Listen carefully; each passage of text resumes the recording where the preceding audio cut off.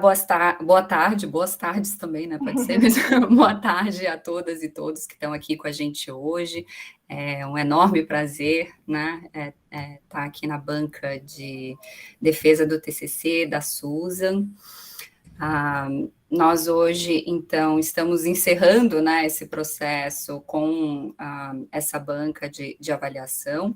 A Susan, ela é aluna do nosso curso de Arquitetura e Urbanismo da Universidade Federal de Santa Catarina, e o título do trabalho dela, Susan, quer falar aí só para ficar registrado, que eu tenho que buscar aqui? Caderno Cartográfico na Pedreira Prado Lopes, Urbanização de Favela e Extensão Universitária entrelaçadas pela cartografia. Ótimo, obrigada, querida.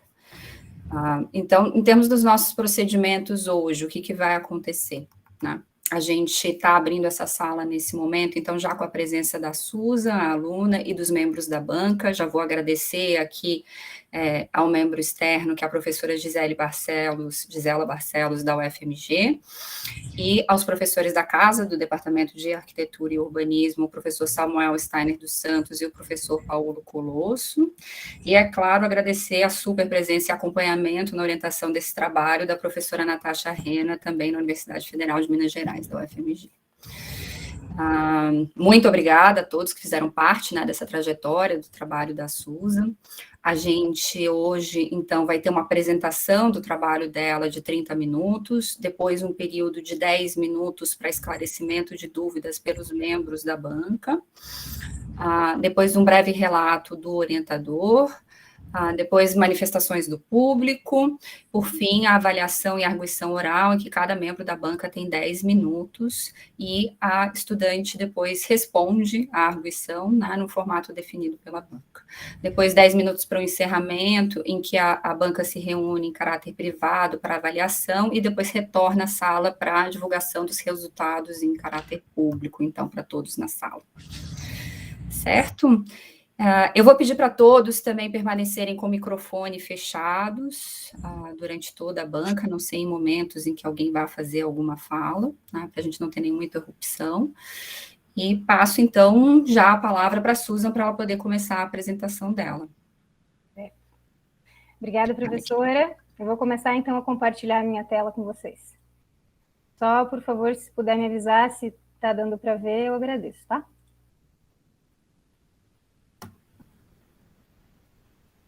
Está dando para ver sim, querida. Muito obrigada. Bem, então, boa tarde a todos, todas e todos. Meu nome é Susan Oliveira e essa é a apresentação do meu trabalho de conclusão de curso no curso de Arquitetura e Urbanismo da Universidade Federal de Santa Catarina. O título do meu trabalho é Caderno Cartográfico na Pedreira Prado Lopes, Urbanização de Favela e Extensão Universitária entrelaçados pela cartografia. E as minhas orientadoras são Natasha Rena e Marina Tonelli. Bom, eu iniciei esse trabalho com agradecimento a todas as pessoas que estão presentes aqui hoje. Agradeço a presença da Gisela, do Samuel e do Paulo por aceitarem o convite de avaliarem esse trabalho. Agradeço as minhas orientadoras, Marina e Natasha, por me acompanharem nesse período de encerramento de graduação. Agradeço aos meus amigos e familiares presentes aqui hoje e as lideranças da Pedreira Prado Lopes também, que vieram presenciar essa finalização de graduação. Inicio a minha apresentação com essa frase que para mim faz muito sentido. Na perspectiva cartográfica, pesquisa é vida, e se a vida é de luta, a pesquisa não haveria de ser diferente. Assim, esse trabalho também é uma expressão de vida. Esse trabalho, essa apresentação está dividida em 4 partes, assim como o caderno cartográfico, objeto final deste TCC. Essa parte 0, ela se trata, então, caderno cartográfico em movimento, motivações, objetivos, cartografia e o caderno. Então, inicialmente, quais foram as minhas motivações para o desenvolvimento desse trabalho? Primeiro, o interesse em estudar urbanização de favela e participação popular nas políticas públicas urbanas como forma de democratização das cidades. Segundo, uma grande motivação para esse trabalho era desenvolver um TCC que se pretende contribuir social, acadêmica e profissionalmente. Socialmente, no sentido de tentar se tornar uma ferramenta de luta para os moradores da Pedreira. Academicamente, no sentido de trazer o debate da democratização da universidade. Profissionalmente, no sentido de buscar estimular questionamentos sobre a atuação do arquiteto urbanista e estimular a criação de novas alternativas para a desigualdade social nas cidades brasileiras. Os objetivos desse trabalho, eles são dois, e os dois têm o mesmo peso nesse trabalho. O primeiro seria trazer a função social da universidade por meio da extensão universitária como instrumento de formação acadêmica, profissional e política. Trazer esse objetivo buscando trazer o debate da formação de futuros profissionais que tenham contato com problemas e necessidades reais. Justamente também a importância da extensão universitária no sentido de formação de arquitetos urbanistas mais conscientes e responsáveis sobre a produção espacial das cidades brasileiras. O segundo objetivo desse trabalho é visibilizar a história da urbanização da Pedreira via a OP e o papel de vanguarda da comunidade na conquista na consolidação das políticas públicas urbanas e intervenções de vilas e favelas em Belo Horizonte. Essa demanda, ela se relaciona, esse objetivo do trabalho se relaciona a uma demanda trazida pelos moradores da Pedreira em 2019, durante uma atividade da pesquisa Cartografia do Orçamento Participativo, e no qual, então, é o objetivo trazer essa história através da narrativa dos próprios moradores, trazendo esse outro lado da história, e me embasando na teoria da genealogia de Michel Foucault, trazida a partir do conceito de Nietzsche. Para isso, eu também trago uma narrativa da Valéria Borges, que é uma liderança no local, sobre a atuação da universidade na Pedreira. A universidade pode ser só um órgão que dá diploma, mas ela também pode ser um órgão que forma, mas que forma cidadãos. A minha comunidade está sendo ouvida, está sendo estudada, mas não é estudada por estudar, mas para achar uma solução para esse problemão que a gente enfrenta todos os dias, que é a falta de moradia, a falta de dignidade, a falta de ser. Então, como que esses objetivos eles se entrelaçam no meu trabalho? Eles se conectam através da cartografia enquanto método, justamente porque a cartografia enquanto método ela tem essa questão de unir a teoria e a prática. E essa cartografia aqui utilizada, ela não é só a produção de mapas, mas ela se trata de um mapeamento de rastrear os movimentos, as possíveis linhas de fuga, os fluxos, as relações, organizar graficamente a complexidade do real e compreendendo que esse real, ele é rizomático, ele é dinâmico, ele é móvel. Então, cartografar, no sentido que eu trago aqui, é acompanhar processos e, ao invés de apenas representar a realidade estática, transformá-la. Para isso, também embaso nesse trabalho no método cartográfico indisciplinar, que se baseia numa produção acadêmica que une a teoria e a prática, que é uma pesquisa que é corpórea, em que o pesquisador se afeta. Ele se torna mais um ator na rede e, em consequência disso, a cartografia, o objeto final, digamos assim, ela também não é neutra, ela tem as implicações desse pesquisador. Essa pesquisa ela é realizada, então, no tempo real, ela é guiada pelo percurso e complexifica a realidade, entendendo que essa realidade ela é rizomática, aberta. Também a produção de um conhecimento que seja político, social e criativo, consolidando, então, também produzindo mapas que são narrativas e história, com distorções implicadas pelos pesquisadores. E a produção também de materiais gráficos que organizam a complexidade do real. E por isso, nesse trabalho, a questão gráfica e estética ela é tão importante também. Ela faz parte do método. E esse método ele se baseia nas teorias trazidas de cartografia, rizoma, a Torrede e da genealogia de Michel Foucault. Bom, e o que se trata, então, esse trabalho? Ele é um caderno, mas o que é esse caderno? Ele é um caderno cartográfico em movimento. E por que é caderno cartográfico? Porque ele se pretende unir a teoria e a prática, pretende trazer o diálogo entre universidade e sociedade, ao mesmo tempo que ele é teórico, político e histórico. Ele também é caderno cartográfico porque ele se pretende ser didático, artístico, processual, juntamente com o objetivo de visibilizar a história da Pedreira, de trazer essa história e alcançar mais pessoas. Tá, mas ele é didático como? Então, essa didática é por meio de uma diagramação cartográfica. E o que significa uma diagramação cartográfica? Significa uma diagramação que pretende ser artística, sensível, dinâmica, quase que à mão, como se eu tivesse produzido esse caderno ao longo do momento que eu estava no território fazendo pesquisa extensionista. Então, ele é experimental, processual, e possui atravessamentos ligados à transescalaridade, ou seja, uma análise que ela é tanto do local, quanto é municipal, nacional e global. E que tem a presença de mapas, linhas do tempo e colagens. E por que ele é em movimento? Porque a cartografia ela não tem fim, justamente porque a cartografia ela mapeia a realidade que é complexa, que é dinâmica, que se altera e que possui esses agrupamentos e desagrupamentos, por exemplo. E também ele é em movimento justamente porque esse caderno, ao tomar vida, né, ao começar a existir, ele também se propõe a continuar agenciando processos de desdobramentos.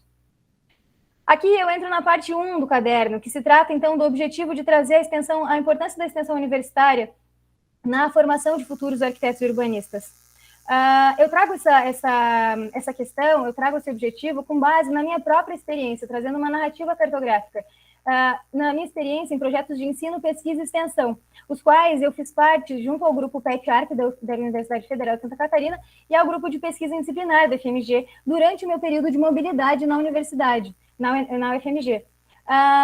Bom, participar desses grupos me possibilitou uma formação que ela é acadêmica, técnica, mas ela é cidadã e política também, porque eu tive contato com problemas e necessidades reais, e isso me transformou. Aqui eu trago uma fala do Robson, líder da comunidade presente aqui hoje, que ele fala, precisamos voltar para as bases, vocês já estão fazendo isso, vocês estão voltando aqui, escutando o favelado, estão começando a voltar para as bases. O caminho é esse. E a nossa parte, a gente fez a vida toda. O trabalho de formiguinha a gente sabe fazer muito bem. E nesse sentido, o trabalho de voltar para as bases, Hermínia Maricato também fala. E por isso que aqui eu trago a importância da extensão, justamente como esse instrumento de conexão entre a sociedade e a universidade, de tornar a universidade e o trabalho do arquiteto urbanista também vinculado a demandas reais. E nesse sentido de uma formação cidadã, é imprescindível que haja, então, essa indissociabilidade entre ensino, pesquisa e extensão. E o que significa isso, né? Então, a indissociabilidade entre esses 3 pilares da universidade possibilita a formação de um conhecimento que ele é técnico, prático, teórico e político, que dialoga com demandas acadêmicas e sociais, e que coloca o serviço, coloca a serviço da sociedade, coloca o conhecimento a serviço do desenvolvimento social. Até porque o que a gente produz dentro da universidade não é para ser consumido dentro dela. O que dá sentido à universidade é o que a gente faz fora dela, com aquilo que a gente produz. Tá, mas o que é a extensão, né? Então, a extensão universitária ela é um instrumento pedagógico, social e político. Ela promove essa prática dialógica, ela promove uma educação libertadora e transformadora porque ela constrói junto com as pessoas. Ela amplia a cidadania e a justiça social e possibilita o enfrentamento de problemas estruturais em escala local. Ela possibilita desconstruir o conhecimento unilateral, hegemônico e valorizar outras formas de saber e de formas de vida. E nesse sentido, é por meio da extensão que é possível também desenvolver a democratização da universidade. E como que ocorre, então, a extensão universitária dentro da arquitetura e urbanismo? Na arquitetura e urbanismo, a extensão ela se baseia muito dentro da função social da profissão, que significa essa atuação que ela tem um caráter político, social e pedagógico. No Brasil, é importante frisar que só 7% da população brasileira tem acesso a um arquiteto urbanista, e isso deixa claro que o distanciamento entre a profissão e as demandas reais que existem na nossa cidade. E é nesse sentido que a extensão, enquanto formadora, enquanto instrumento de formação de futuros profissionais, ela é essencial para que futuros profissionais, futuros arquitetos urbanistas, problematizem a sua atuação e possam se conectar a um desenvolvimento social dentro da sua profissão. Que tenham arquitetos urbanistas que tenham consciência da desigualdade social brasileira e possam contribuir com a sua atuação na democratização dessas cidades. E que se envolvam no movimento de transformação necessário para uma sociedade mais justa, inclusiva e igual, em direitos, tanto na legislação quanto na prática. Porque Hermínia Maricato sempre fala, no Brasil nós temos leis, nós temos planos, nós temos capacidade técnica, mas a gente tem que colocar isso em prática. Bom, agora eu vou para a segunda parte do caderno, em que eu trago o objetivo de visibilizar a história da urbanização da Pedreira e seu papel de vanguarda nas conquistas das políticas públicas urbanas em vilas e favelas e das intervenções em vilas e favelas. Certo. E quem é a Pedreira Prado Lopes, então, né? A Pedreira Prado Lopes é uma das primeiras favelas de Belo Horizonte. Ela surgiu junto com a capital porque ela surgiu com trabalhadores que vieram do interior do estado de Minas Gerais para construir a capital mineira. Belo Horizonte foi, então, uma cidade planejada que seria que foi planejada para abrigar essa nova capital e abrigar a elite mineira da época, que saía de Ouro Preto para se localizar nessa nova cidade. No entanto, esse plano urbano que foi desenvolvido para Belo Horizonte não contemplava a população trabalhadora. Essa população que construiu a cidade não tinha espaço nesse plano rígido e se localizou, então, nas bordas da Avenida do Contorno, que é a fronteira, então, da cidade planejada e da cidade não planejada. Então, eles se localizaram também, ao mesmo tempo, ao lado do seu canteiro de obras, que era essa cidade. A relação, então, da Pedreira Prado Lopes e de Belo Horizonte se relaciona à origem do planejamento urbano no Brasil. Os primeiros centros urbanos modernos no país, eles têm, então, essa característica dessa industrialização e progresso, desses planos e que eles vieram com ideais também e formas rígidas de malha urbana importadas da Europa, como, por exemplo, o plano Haussmann de Paris.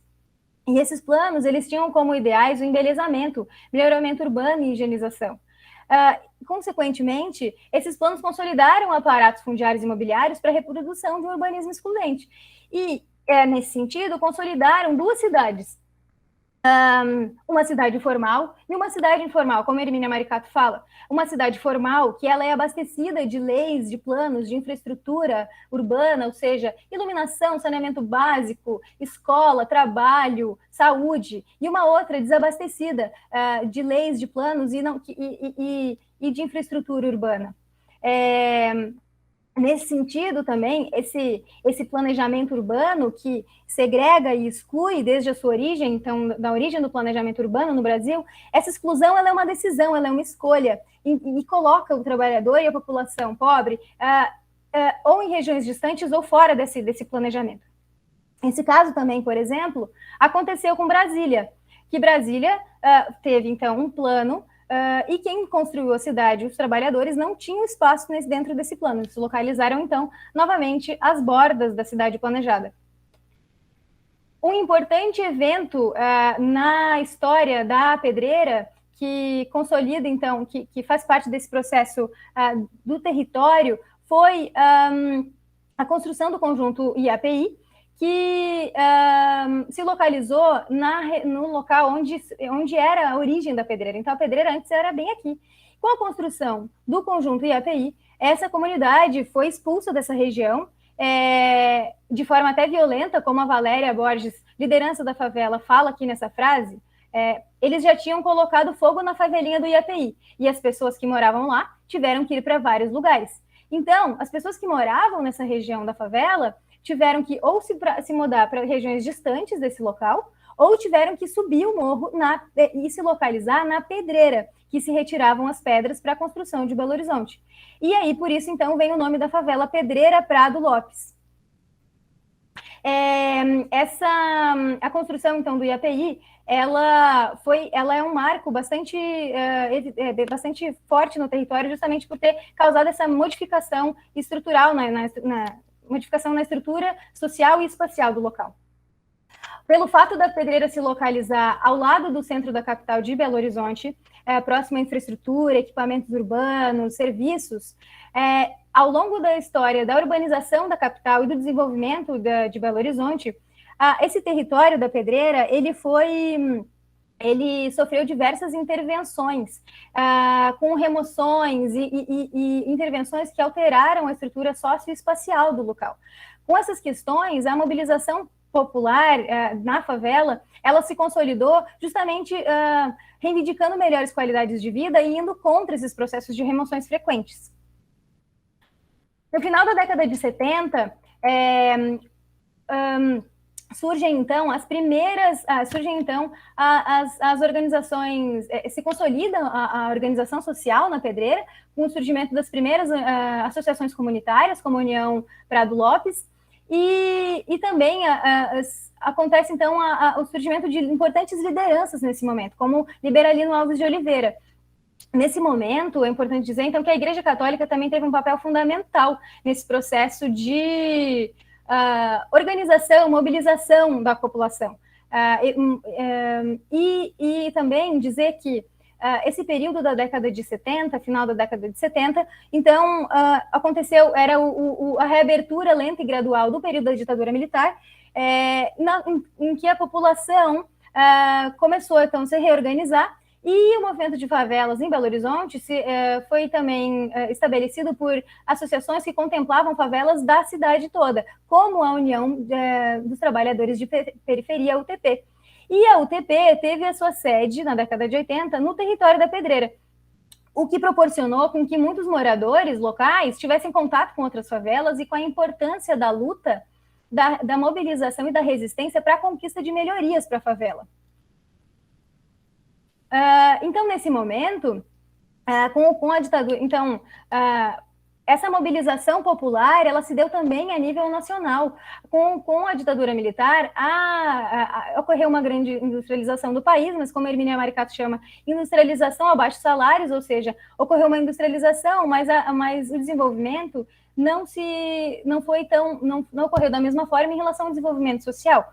Com isso, aconteceu um crescimento bastante elevado do número de favelas. E essa população começou a se organizar, e a âmbito nacional, então, ocorreu o Movimento Nacional pela Reforma Urbana. E nesse período também, no final da década de 70 e início dos 80, aconteceu, então, a nível nacional, uma mudança na forma de como o poder público lidava com vilas e favelas. Ao invés, então, de ter uma atuação remocionista, se passou por uma atuação de fato, trabalhar com urbanização nesses territórios, justamente porque o número de favelas estava muito alto. E aí, em Belo Horizonte, então, ocorreu que o Prodecon e o Profavela, na verdade, o Prodecon era um programa estadual, mas ele ocorreu na Pedreira Prado Lopes, então eram orçamentos que vinham a nível federal e que chegavam na comunidade através das lideranças e que a população mesma que realizava as próprias obras. E é importante dizer que essas melhorias urbanas realizadas pelo Prodecon, elas eram pontuais. Então, eram, por exemplo, aberturas de vias ou, às vezes, alguma obra de encanamento, mas eram realizadas pelos próprios moradores e eram pontuais, não eram estruturais. Com o Profavela, o Profavela, então, foi uma lei de Belo Horizonte, uma lei municipal, que finalmente, então, inseriu as favelas no mapa formal da cidade, no mapa da cidade formal, ou seja, até então as favelas não eram contempladas dentro do mapa formal. E finalmente, nesse momento, então, a Pedreira entra no mapa de Belo Horizonte. A questão, então, da mobilização local, do fortalecimento de lideranças e associações, possibilitou com que a Pedreira ela tivesse um papel de vanguarda na conquista e na consolidação de políticas públicas urbanas em vilas e favelas em Belo Horizonte. No final da década de 80, então, esse movimento popular que acontecia a nível nacional, né, e a nível local, ele tem uma grande vitória, então, com a Constituição Federal, ou a Constituição Cidadã, que, então, se insere pela primeira vez a participação popular na gestão pública e a função social da propriedade. Esse fortalecimento do poder local, ele então possibilitou a criação do orçamento participativo, que é uma política municipal e que possibilitou, então, a realização de urbanização de favela. O orçamento participativo ele foi criado durante as prefeituras democráticas da década de 90. Então, foram as primeiras prefeituras eleitas pós-ditadura militar, prefeituras petistas, então, em Porto Alegre com o governo do Olívio Dutra, em São Paulo com o Luiz Erundina e em Belo Horizonte com o Patrus Ananias. Mas o que é o orçamento participativo, né? O orçamento participativo, ele é esse instrumento local que possibilita a população que ela participe nas decisões orçamentárias da cidade, que possibilite que ela eleja a localização dos orçamentos municipais. Ele proporciona um exercício de cidadania, ele tem esse caráter democratizante de justiça social. O AP também, então, em relação a questões teóricas, ele se relaciona ao que Arnstein e Souza chamam de controle cidadão a nível de participação popular. E ele tem um desenho institucional de baixo para cima, como fala a Writzer. Na prefeitura, então, de Belo Horizonte, o orçamento participativo foi implementado por Patrus Ananias. E para a implementação dessa política de inversão de prioridades, essa política participativa, foi necessário que se realizasse uma reforma na Prefeitura de Belo Horizonte que desse respaldo à execução dessa política participativa. Com isso, a Pedreira Prado Lopes, ela teve um papel fundamental também, justamente por ter essa mobilização local e lideranças, e que tinham também já esse diálogo com o poder público. Uma questão que aconteceu, então, foi que as próprias demandas da Pedreira contribuíram para a criação de instrumentos dentro da prefeitura que dessem respaldo para o desenvolvimento de intervenções urbanas e habitacionais em vilas e favelas.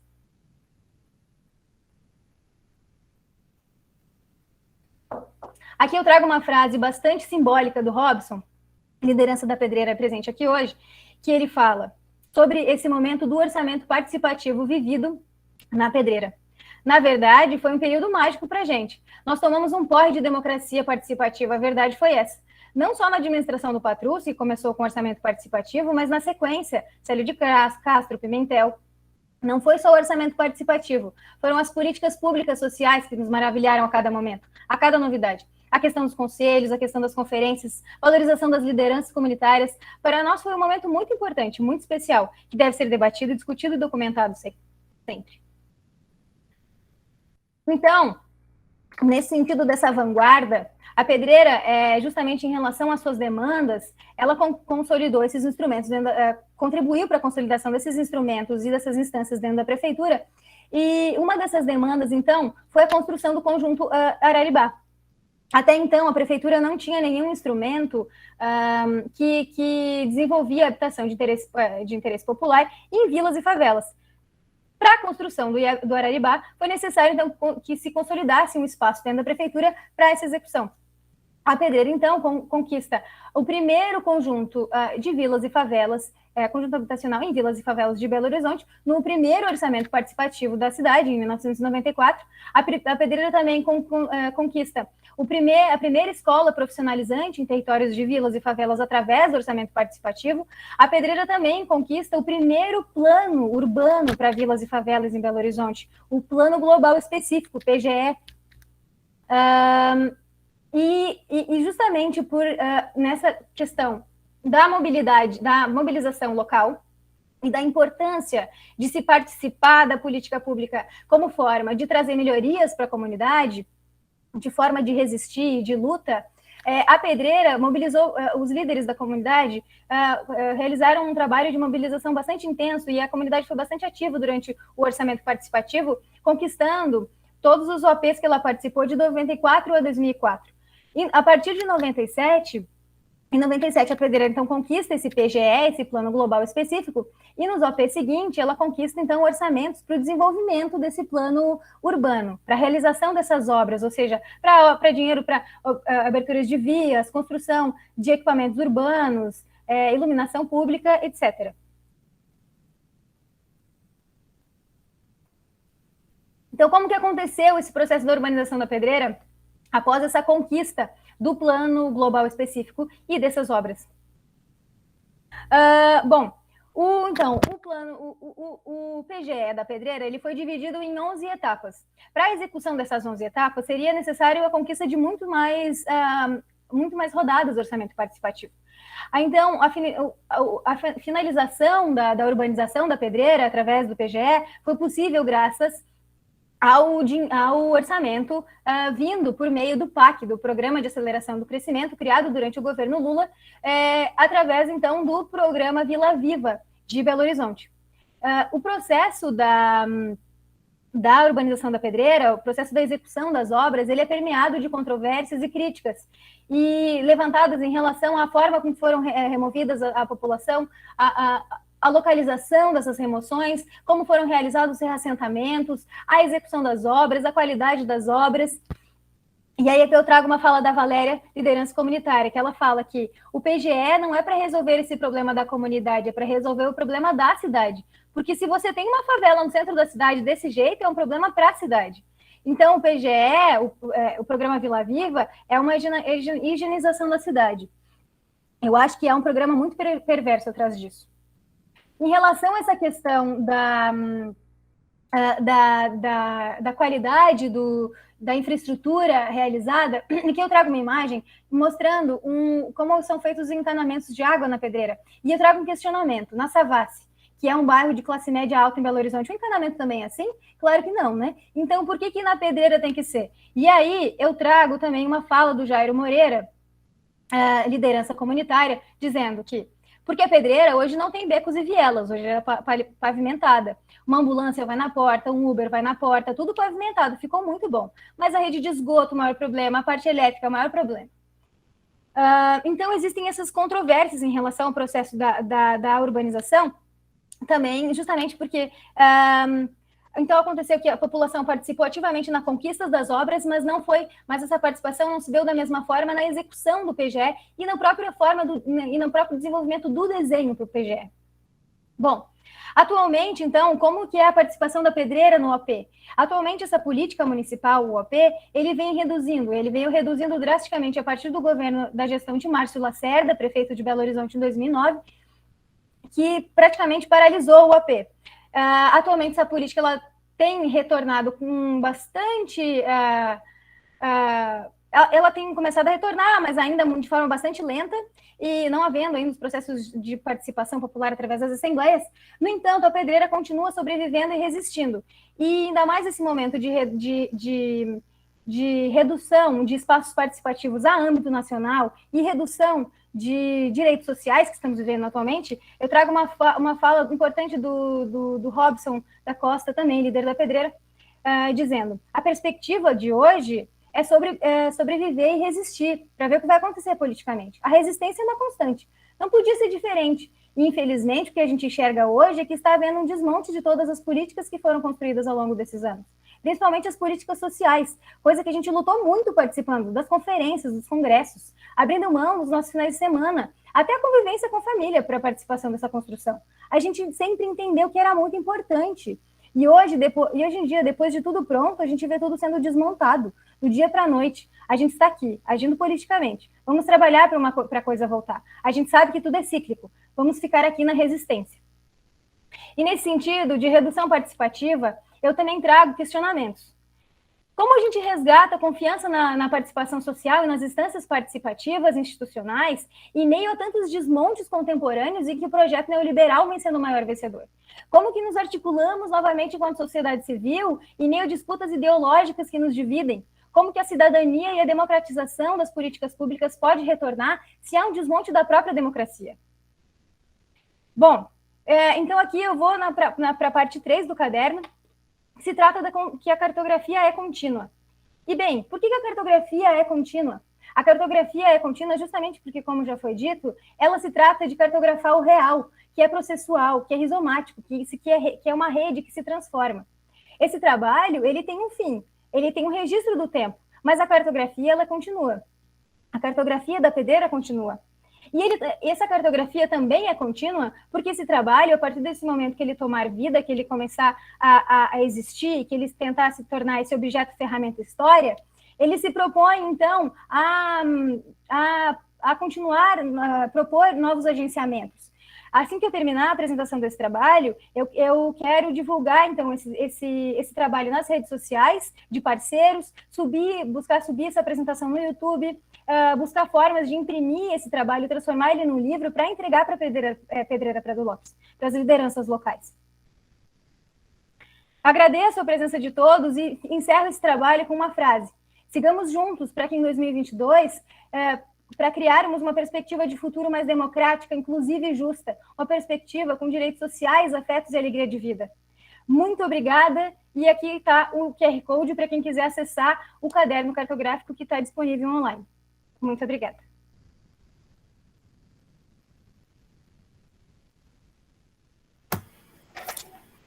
Maravilha, Susan. Só para te falar, você ficou em 29 minutos e 30 segundos. Treinou, hein? Uau! Nossa! Treinei algumas vezes. Só algumas, né? Se estivéssemos no presencial, estaríamos todos, ó, batendo palma para você, querida. Obrigada pela apresentação, e quando eu fiz a introdução à banca, eu peço desculpas por não ter agradecido e reconhecido essa presença extremamente importante nesse trabalho, que é o Robson, que está com a gente aqui hoje. Então, Robson, muito obrigada por estar aqui. A Suzy já mencionou, né, o seu nome, eu preciso mencionar também. Muito obrigada.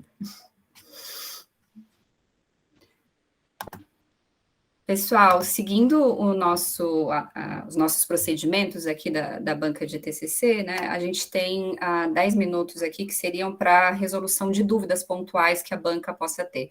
Então, são perguntas diretas, né, que a Susan pode responder para esclarecer algum ponto, né, do trabalho, e só depois que a banca faz comentários de fato, tá? Então, agora são questões mais pontuais.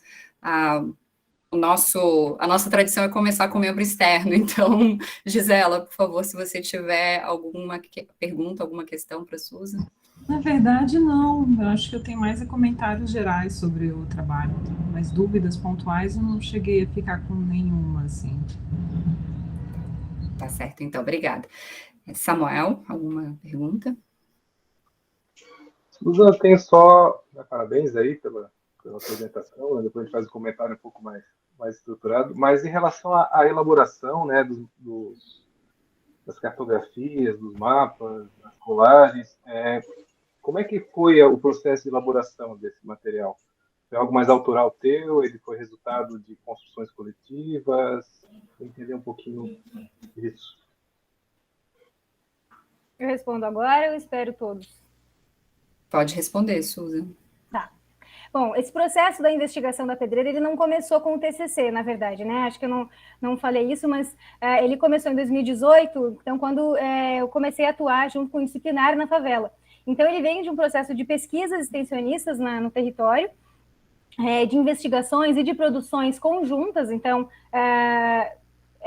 com mais de, né, com a equipe da pesquisa, com os moradores da comunidade. Então, por exemplo, a própria construção da linha do tempo da favela, a gente ia no território, levava a linha do tempo, conversava com os moradores, fazia tanto, produziu aí a linha do tempo digital e online, então colocava adesivos, quando que foi o EPI? Foi aqui, o que aconteceu nesse dia? E então cartografava as narrativas dos moradores, e com isso construía essa cartografia, né?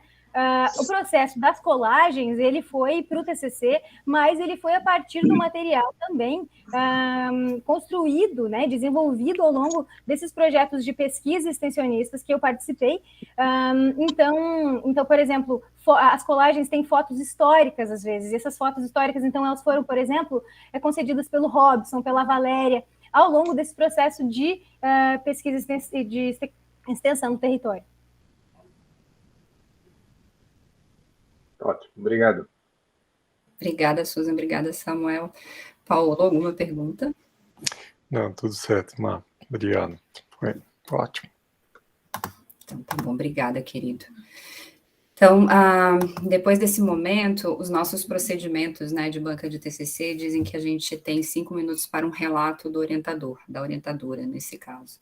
E eu sempre falo a mesma coisa, que eu acho isso uma coisa absurda dos nossos procedimentos de TCC, então registro, mais uma vez, a minha indignação com esse momento, né, porque os professores orientadores aqui no nosso curso não fazem parte da banca.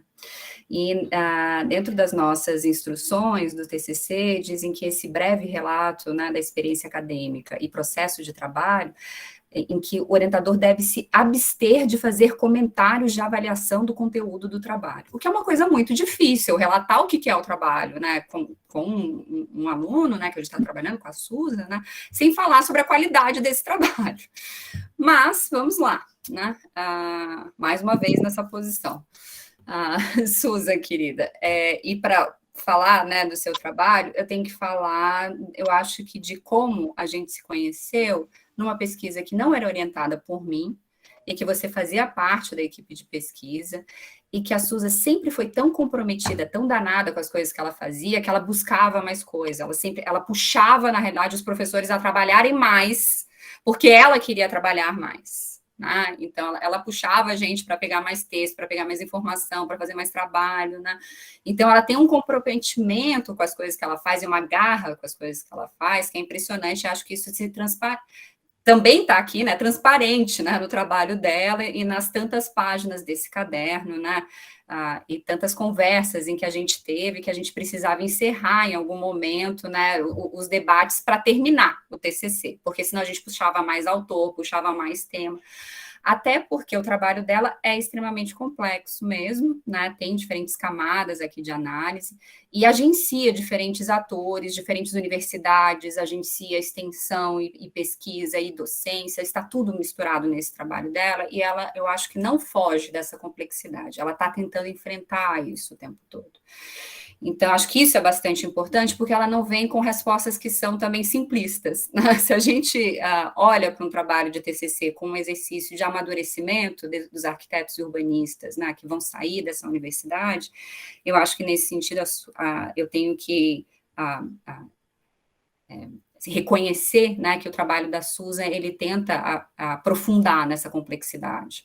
Então, até por isso é, de fato, um caderno que é aberto, a gente foi e voltou várias vezes nesse caderno, na ordem, no conteúdo, né, até porque seria um caderno aberto, né, um caderno que é uma cartografia junto com a comunidade, junto com o método do indisciplinar também, eu acho que esse caderno tem muito de uma reflexão, de uma crítica própria da Susan. Aí, quando eu comecei a conversar com ela, olha, por que você não escreve uma parte sobre justificativa e motivação do seu trabalho? Porque ali a gente vê onde é que você quer chegar com ele, né? Qual que é o objetivo do que você quer fazer. Aí virou aquela parte 1, que vocês viram que é imensa, em que ela relata toda a trajetória dela no curso e relaciona com a importância da extensão na universidade e a função social da universidade.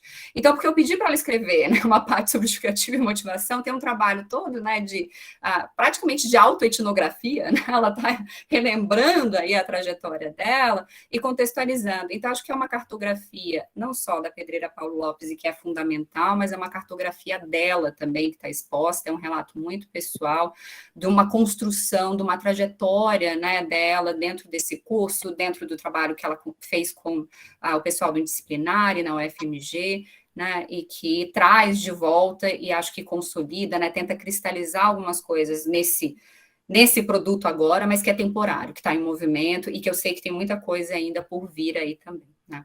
Eu tenho que agradecer ao convite da Susan para eu poder fazer parte, né, desse processo. Eu sempre aprendo muito com os alunos e com a Susan eu aprendi demais. Então, muito obrigada por ter me convidado para fazer parte, né, desse trabalho. Então, com esse relato, né, do orientador, nesse processo, então, que a Susan mobiliza todo mundo, né, e tenta juntar, né, a tudo e a todos, eu vou passar a palavra para a Natasha também, que é essa super co-orientadora que acompanhou o processo também da Susan. Então, gente, boa tarde. Queria iniciar agradecendo a Susan por existir, daqui a pouquinho eu vou falar por existir nas nossas vidas, assim, mas agradecer também, Marina, o acolhimento que vocês deram para a Susan para orientar esse trabalho, né? Acolher, orientar, cuidar desse trabalho que foi realizado aqui em Belo Horizonte. Então, foi super generoso e eu acho que foi muito importante também esse olhar um pouco externo, né? Que não deixou a Susan entrar numa etnografia de si o tempo todo, assim, né? Então, eu acho que isso foi muito importante em termos de coorientação, porque aí a Marina ia pontuando, não, então fala mais sobre extensão, então fala mais sobre política pública, então, que se deixasse ia ser um grande caos, né, mineiro, assim, ia contar um caos. Mas, então, eu acho que foi muito bom essa parceria, essa orientação casada. E a Susan é muito esperta, muito inteligente, ela conseguiu juntar tudo, né?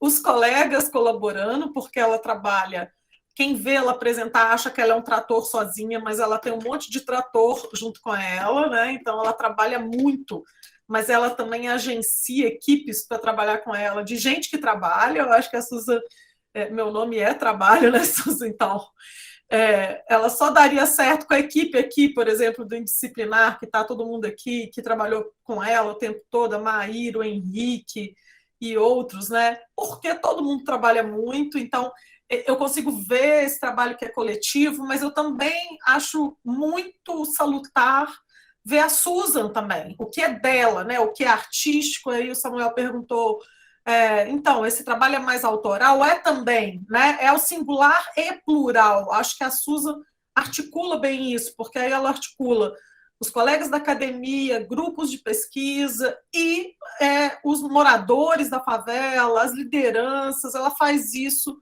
com uma certa maestria, eu acho, né? Então, acho que a Susan tem esse papel não só de mobilizadora, mas de articuladora, ou melhor, de agenciadora de todas essas forças. Então, queria agradecer vocês duas, né? Assim, a gente ter feito esse trabalho meio tudo junto, misturado, né? E queria dizer, assim, já que, né, a Marina já falou, a Susan, além disso tudo, tem a alegria que ela encerra esse trabalho dela falando disso.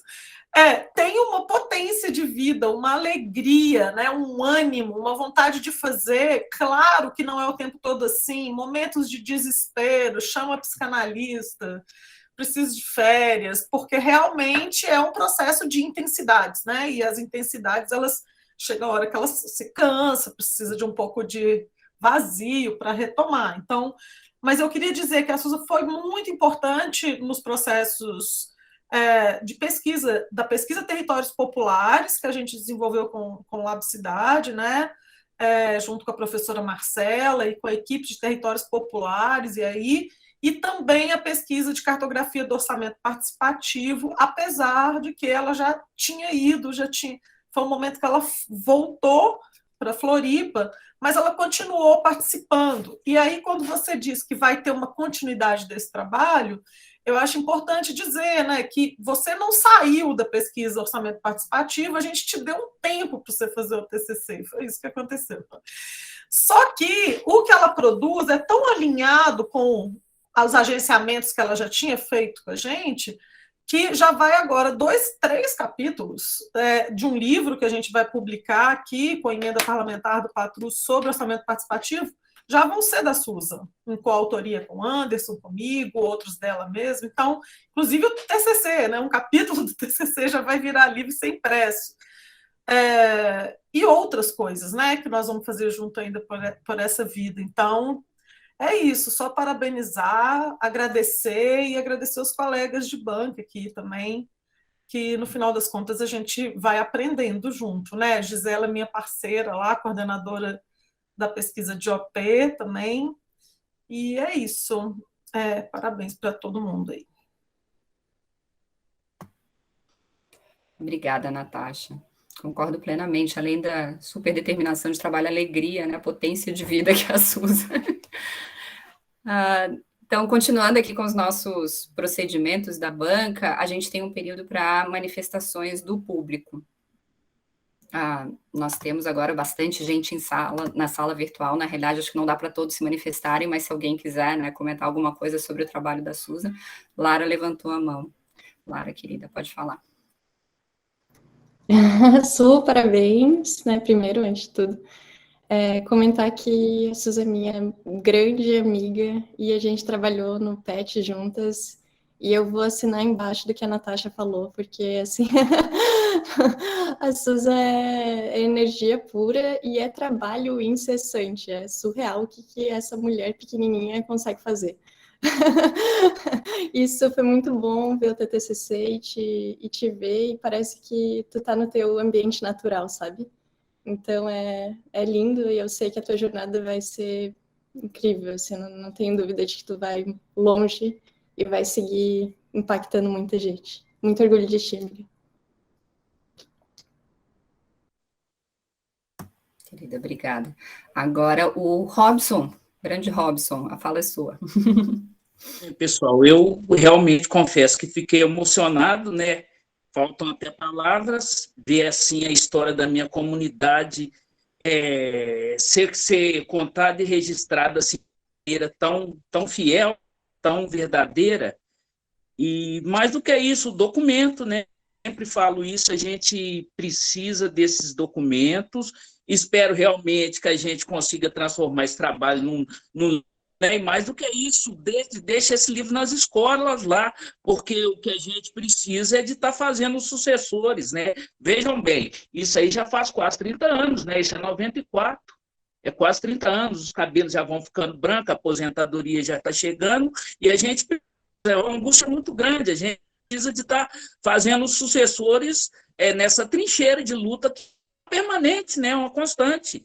E eu sentia muita falta disso, né? Espero que a gente consiga realmente fazer um livro, né, levar esse trabalho e deixar nas escolas, que esse livro se transforme aí no livro de cabeceira de muitos dos nossos que irão nos suceder, né? Muito obrigado, as palavras são só de agradecimento mesmo, né? Fiquei maravilhoso, emocionado. Parabéns, parabéns e parabéns. Robson, o agradecimento tem que ser nosso também, né? Pela generosidade da comunidade nos acolher e da gente aprender juntos, né? E seguir juntos. Obrigada pela sua presença hoje, pela força também, né? Com a comunidade. Agora é a Ana Luísa. Vou falar bem brevemente, mas eu queria dizer que foi um prazer te acompanhar um pouquinho nessa jornada, Susan. Eu estou muito orgulhosa do teu trabalho, está incrível, eu queria te dar parabéns. E é isso.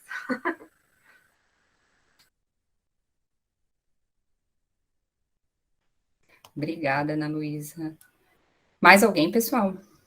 Tem algumas manifestações pelo chat também, depois a Susan lê tudo com calma, né?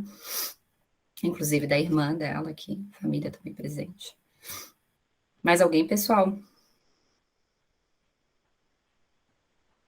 Bom, tenho certeza que depois, então, também haverá, né, muitas oportunidades aí, e se a pandemia deixar, todo mundo comemorar juntos. Opa, Henrique levantou a mão. Pois é, abri a mãozinha aqui a tempo. Manda ver. Só queria parabenizar imensamente a Susan, falar que ela é uma inspiração para todo mundo que encontra com ela no caminho, e que, pô, tô fazendo meu TCC agora também, e ela tá sendo uma inspiração, e sempre foi, e sempre vai ser, assim. A caminhada dela é um exemplo, e, assim, eu tenho certeza que daqui para frente vai ser só mais sucesso e mais trabalhos incríveis e muito impacto nessa vida daqui para frente. É isso, parabéns.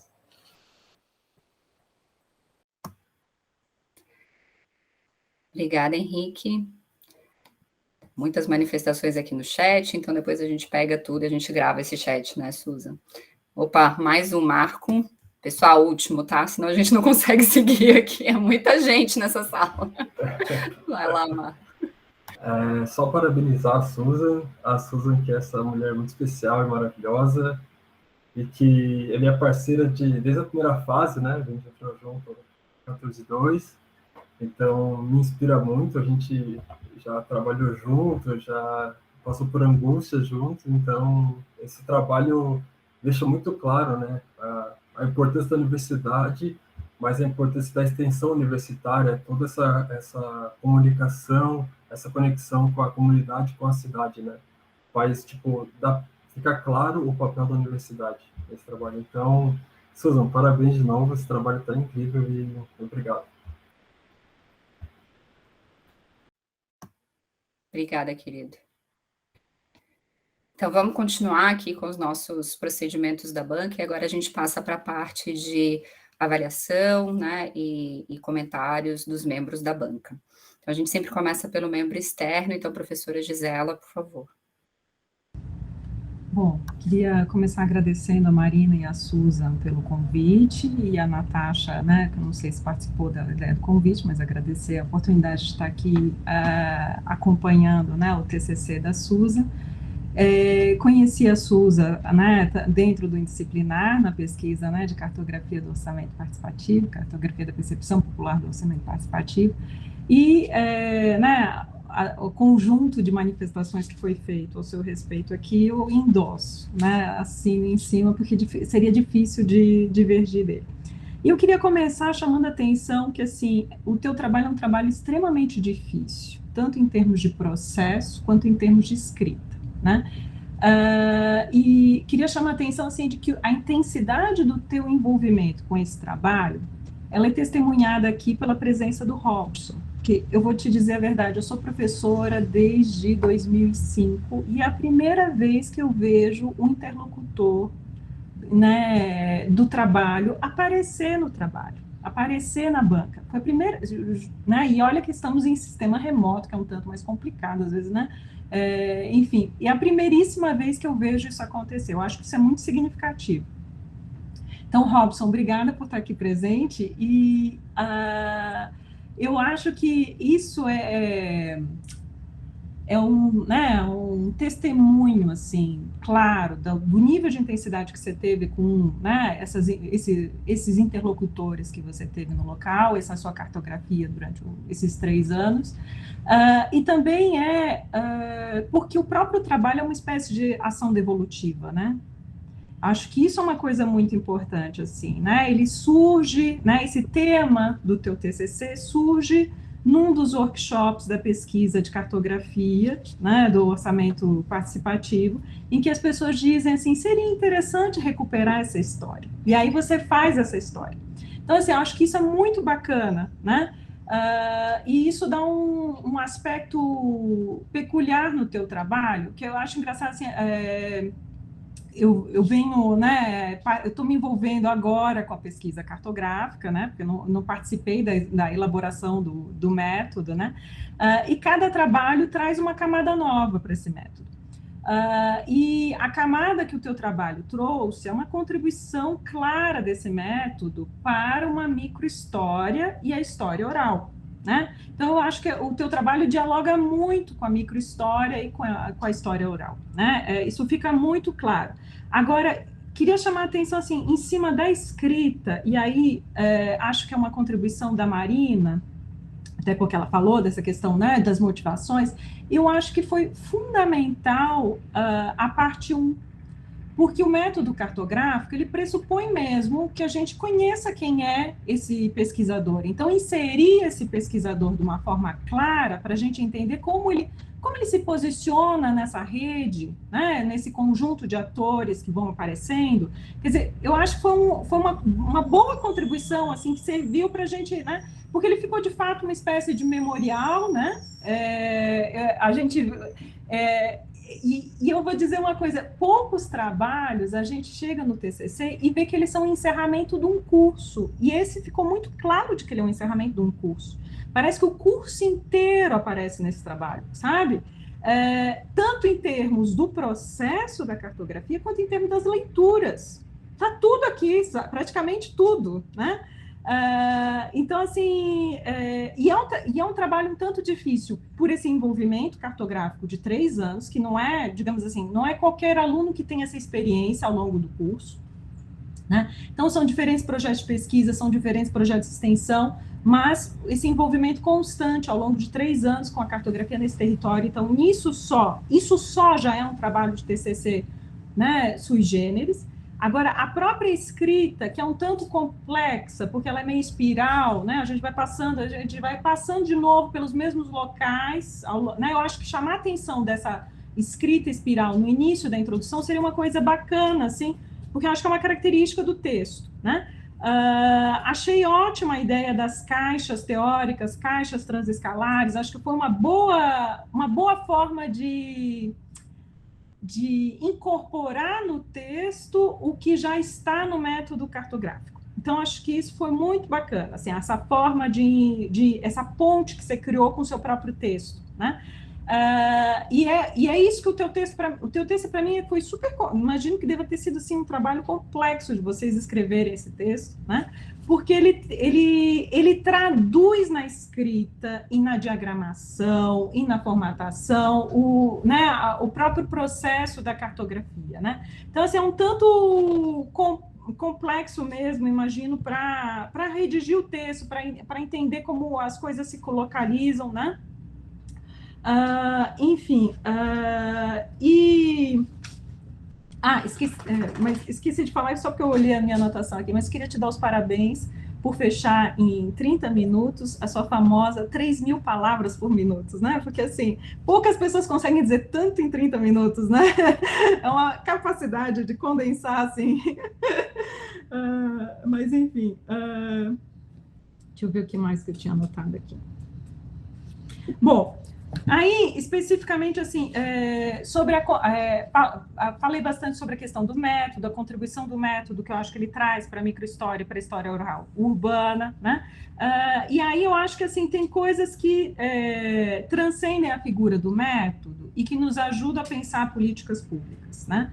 E aí, eu acho que uma das grandes contribuições do teu trabalho, em termos de construção de política pública, ao colocar o protagonismo, né, dessa sequência de gerações de lideranças, porque você vai passando, né, uma sequência de gerações. Aliás, essa é uma característica, mais uma das características difíceis do teu trabalho, né, é o arco temporal que começa lá no início do século XX e vem até hoje, quer dizer, não é fácil dar conta disso, e acompanhando essa mudança nas lideranças, nas organizações, e como isso vai dando, né, resultados para essa comunidade, né? Eu acho que é uma coisa, e ainda abordando isso de forma transescalar. Então, um exercício um tanto complexo de se fazer, né?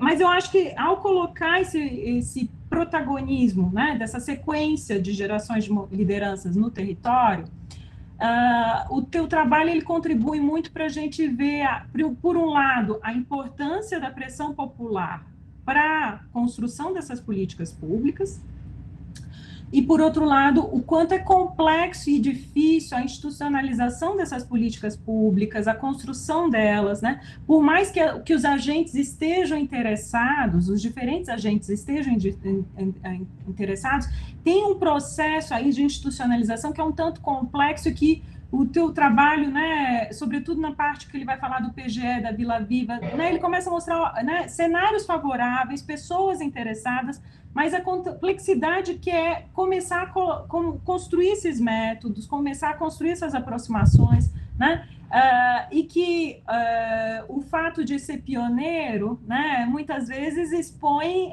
justamente as fissuras que vão ter que ser mais aprofundadas, né. Eu acho que é uma das figuras que, né, a PPL, por ser pioneira, ela também acaba sendo, né, o teste, né, e acho que muitas dessas coisas que o teu trabalho levanta, talvez tenham sido revistas, né, sobretudo o processo de participação no PGE, a gente sabe que foi revisto, né, se foi revisto de forma suficiente, aí é uma outra avaliação, mas eu acho que, né, tem uma série de coisas que eu acho que, assim, né, o teu trabalho revela, e acho que, assim, enfim, né, só tem elogio o teu trabalho, Susan, assim, é difícil, assim, né? A única coisa que eu te diria é o seguinte, ao revisar para publicar, colocar essa questão da escrita em espiral, porque eu acho que vai ajudar o leitor a se situar dentro do teu trabalho, fazer uma revisãozinha, porque tem uma página lá deslocada que dificulta na hora da leitura,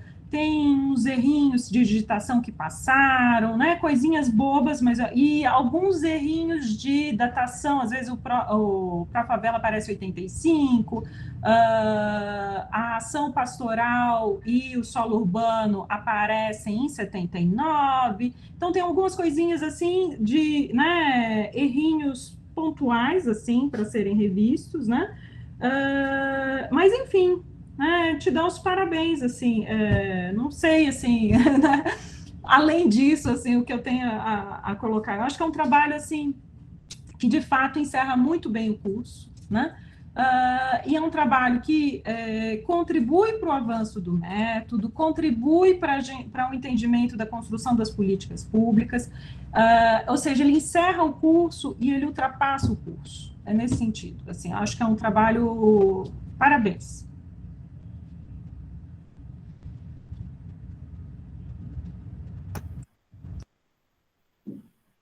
Muito obrigada, Gisela.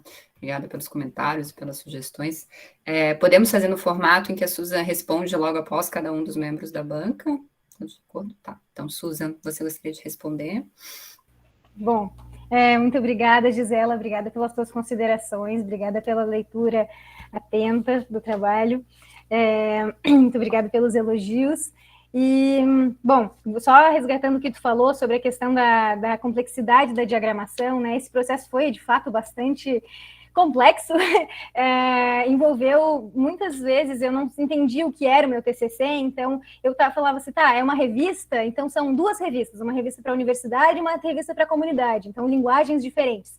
Aí, ao mesmo tempo, falei, não, vamos unir tudo isso, tá, mas é um livro? É o quê, então? É uma monografia? Eu não entendo, não quero que seja uma monografia, quero que seja dinâmica. Por que acontece? Por que unir também, né? Porque para que também... Até teve um momento que a gente pensou, não, então vamos abrir o caderno e uma página vai ter o território da pedreira e uma página vai ter o território do mundo, assim, em outra escala, justamente por essa questão transescalar, né?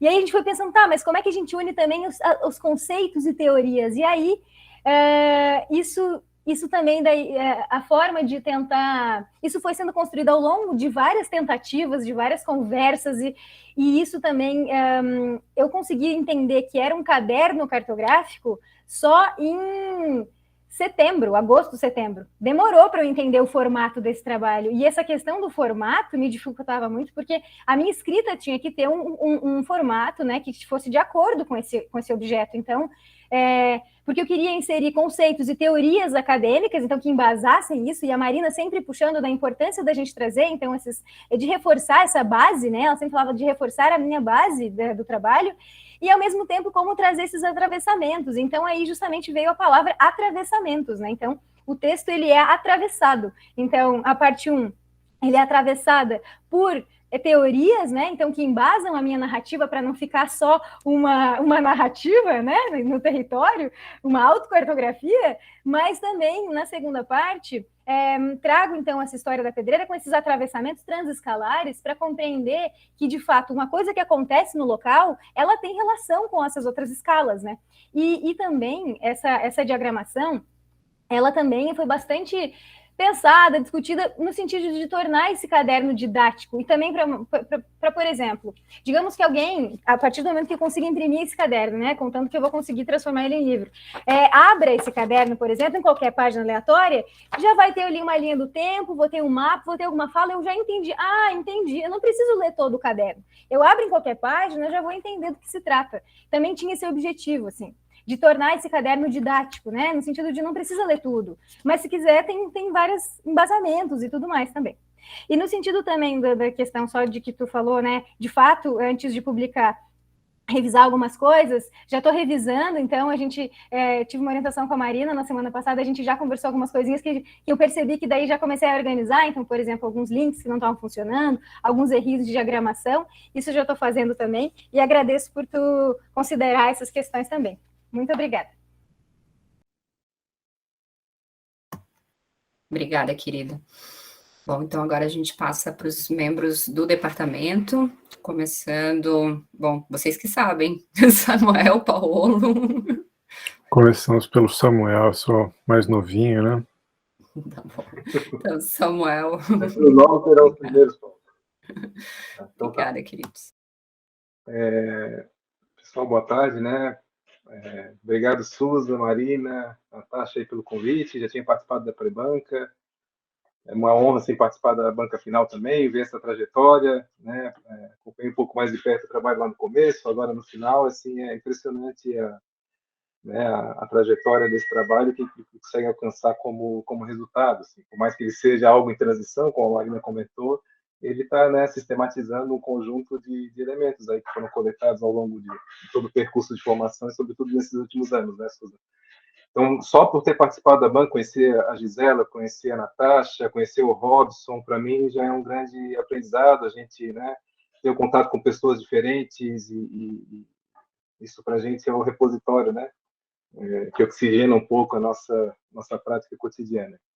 Então, Susan, assim, eu estou um pouco na linha da Gisela, assim, de, na verdade, estar aqui mais como testemunho, no sentido de valorizar toda a força, a potência do teu trabalho, assim, e essa sala cheia também é muito representativo, né? Eu saí de uma banca do orientando do Paolo, da Areta, que foi essa semana também, né? A gente participa dessas bancas e sai energizado porque são pessoas, assim, que têm uma capacidade de agregar, de mobilizar, que é uma coisa impressionante. Então, isso é um aprendizado para a gente também, né? Como que esses fatores que muitas vezes são próprios, né? A gente não necessariamente aprende isso, mas em algum sentido compartilhar essa trajetória, a gente acaba capturando parte disso para a gente também. Então, é muito, muito bacana. Eu participei um pouco contigo no PET também, né? Então, eu fico muito contente, assim, muito tranquilo também de participar de um trabalho desse, né? A gente vê que a escola, pelo menos, não está atrapalhando a formação dos arquitetos, já é uma grande coisa, né?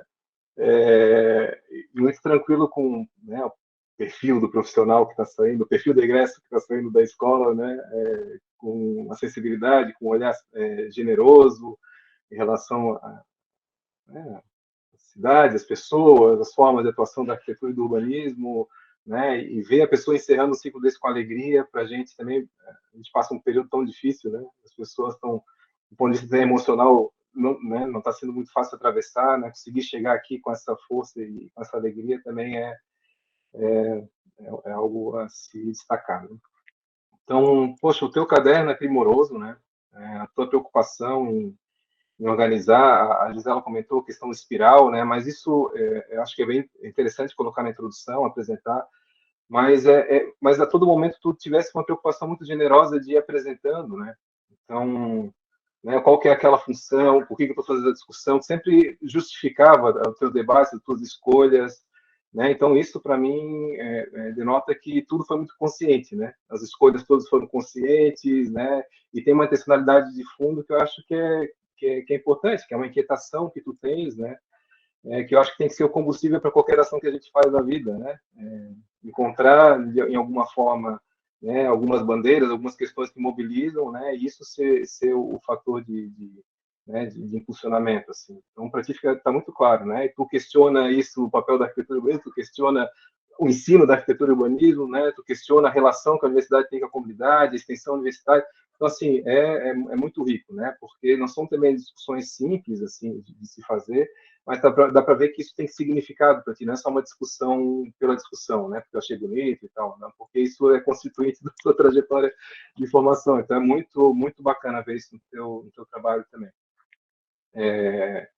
Muito generoso também o teu texto, essa coisa que a Gisela comentou, né, de tu ir colocando as caixas teóricas, então sempre uma vinculação de teoria e prática, né, não é aquela coisa de separação muito linear, né, agora eu acumulo um monte de conhecimento para depois fazer a leitura, tu vai fazendo isso de uma forma muito orgânica, e a cada momento dá para ver que tu puxa esses apoios explicativos aí de conceitos e tal, a partir daquilo que é representativo, né? Então dá para ver que isso é uma lógica meio da pesquisação também, né? Que tu vai, encontra um problema e tu tenta procurar uma resposta para ela, então é algo que vai se construindo pela trajetória. E o teu caderno, acho que é isso, né? Acho que foi uma escolha muito acertada.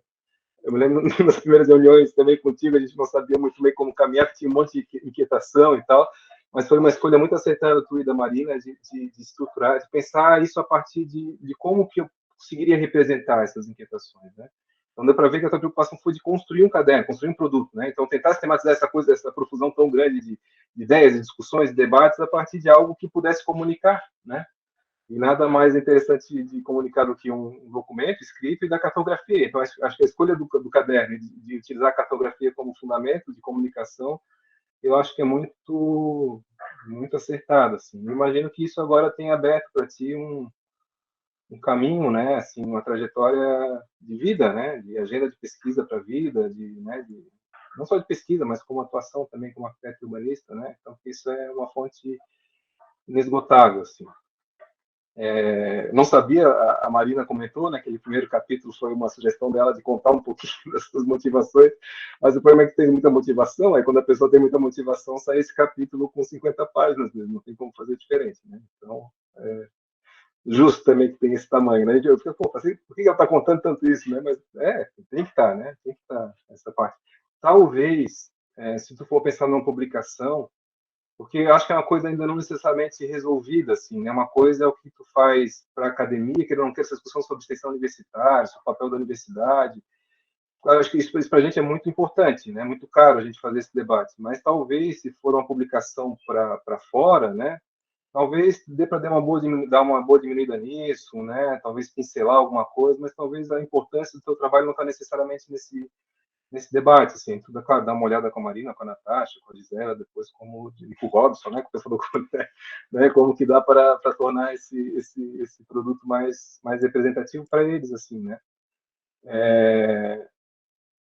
Mas o Robson falando, eu já fico tranquilo, né? Muito bom. A Gisela também destacou, né, a presença, né, disso, do Robson aqui no sentido de validade, legitimar, de falar que está emocionado com o resultado. Isso talvez seja a principal chancela do teu trabalho, né?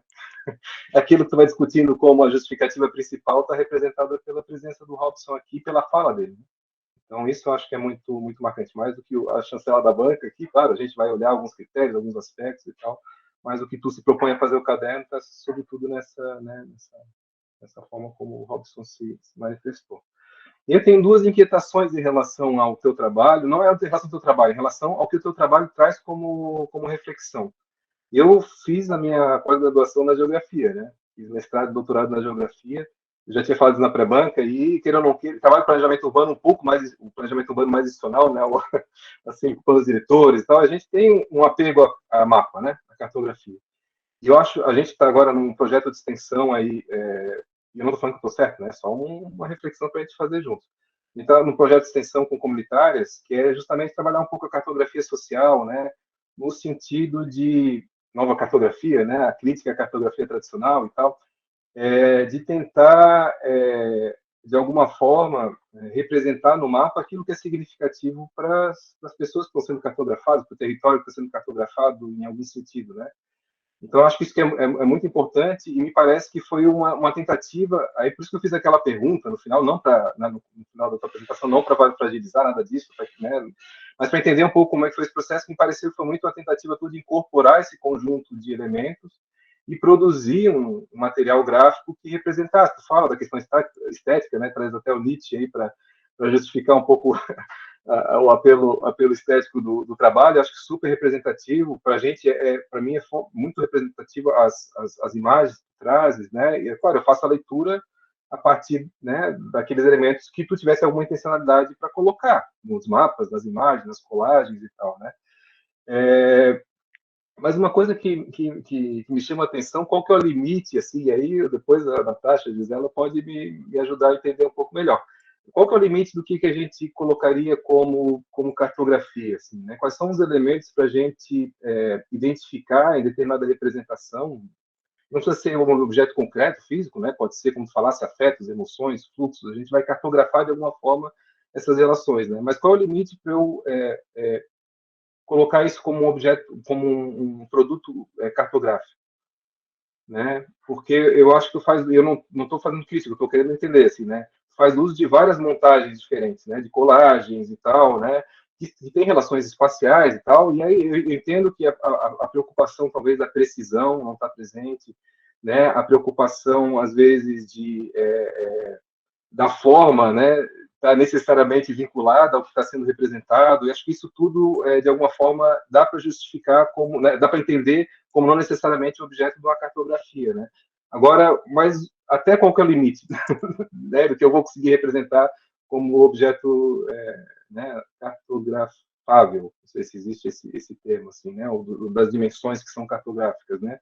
Me parece que o teu trabalho, a cartografia, parece mais, aí também pode ser um limite cognitivo meu, tá, pessoal? Né? Me parece mais como elemento, como é que eu posso dizer, ele está mais como ilustração de algumas questões, mas ele não está na centralidade do teu trabalho, né? Tanto que tu faz a discussão sobre a trajetória histórica, né? Ela é muito mais narrativa, né? As tuas questões do que cartografadas, assim, né? E aí, né, eu falo isso para continuidade depois, né? E aí eu acho que valeria a pena depois, como trajetória acadêmica, refletir até que ponto esses elementos que estás, né, esses objetos gráficos que estás produzindo como cartografias, não sei se objeto gráfico também é uma representação da cartografia, tanto que vocês falam, como é que é cartografia, vocês utilizam vários usos do termo cartografia que para mim é um pouco estranho, e provavelmente é falta de leitura, tá? Então por isso que eu coloco no debate para a gente entender, né? Então isso eu acho que é uma coisa interessante, porque até que ponto o que eu coloquei como representação, né, nesses elementos do meu caderno, eles realmente são, porque a cartografia é também uma linguagem, né? Ela é uma forma de comunicação. Né? Então, eu estou produzindo na cartografia, ele exige necessariamente dois lados dessa equação, quem produz a informação e quem depois, de alguma forma, interpreta. né, a cartografia social tenta fazer isso de uma forma um pouco mais integrada, que é os agentes, né, que cartografam são os mesmos que produzem e que interpretam, em algum sentido, né? No teu caso, me parece que tem um distanciamento, pelo menos o que tu coloca. Tu que produzisse muitas das cartografias, agora como é que isso de alguma forma é interpretado, né? Até que ponto eles se veem representados por essas cartografias? Aquilo dá algum significado, alguma unidade de mobilização, alguma forma de organização política, né, Robson? Então isso acho que seria bem bacana de entender esse outro lado. Então, como processo acadêmico, acho que é interessante, assim, né, fechar o circuito depois e ver até que ponto esse outro lado aparece também. Então, essa é uma das... são as duas questões numa só, né? Até que ponto a cartografia ela é o limite de como ela se apresenta como cartografia, né? No sentido que, às vezes, ela vai se dissolvendo, né, como formas, e ela acaba não... O que, às vezes, sei lá, determinada pessoa fala como cartografia, o que outro entende como cartografia, não bate, né? E aí isso, acho que, às vezes, é importante criar um espaço de comunicação entre eles. Eu não sou refratário à mudança, muito pelo contrário. Acho que a gente tem que avançar.